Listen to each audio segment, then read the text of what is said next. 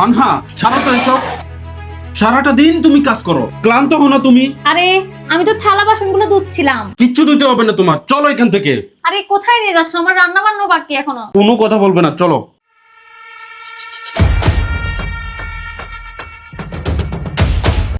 বসো এখানে, একদম কোনো কথা বলবে না। আরে তুমি কি করতেছো? আমি এখনো রান্নাও করি নাই।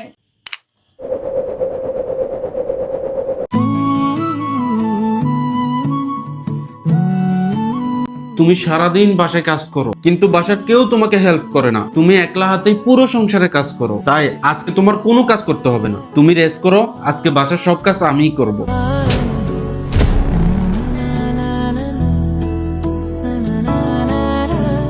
ছি ছি ছি ভাইয়া, শেষ পর্যন্ত ভাবি তোকে দিয়ে থালা বাসন ধোয়াচ্ছে। তুই তো দেখছি বইয়ের গোলাম হয়ে গেছিস।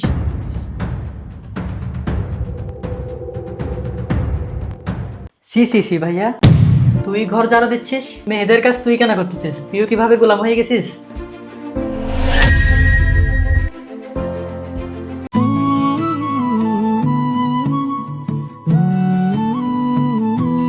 ওসমান, তুই কেন বয় বুঝতেছিস? এই দিন দেখার জন্য তোকে আমি বিয়ে করাইছি। তোর বউ তোকে দিয়ে ঘরের কাজ করাচ্ছে না, তুইও শেষ পর্যন্ত তোর বউয়ের গোলাম হয়ে গেলি। বউয়ের হুকুম মানতেছিস না?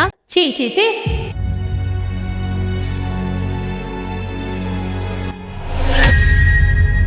তোমাকে কে বলছে আজকে আমার কাজে হেল্প করতে?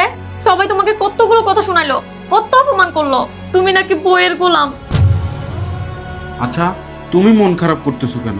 আর আমি তো খারাপ কিছু করিনি, তোমাকে কাজে হেল্প করেছি। তুমি সারাদিন কত কাজ করো বাসার, সবার কত খেয়াল রাখো। কই কেউ তো তোমাকে কাজে হেল্প করে না। কিন্তু কেউ যদি তোমার পাশে না থাকে, স্বামী হিসেবে তোমার পাশে থাকাটা আমার দায়িত্ব। আর সে দায়িত্ব পালন করতে গিয়ে যদি আমি বইয়ের গোলাম হয়ে যাই, তাতে আমার কোনো সমস্যা নেই।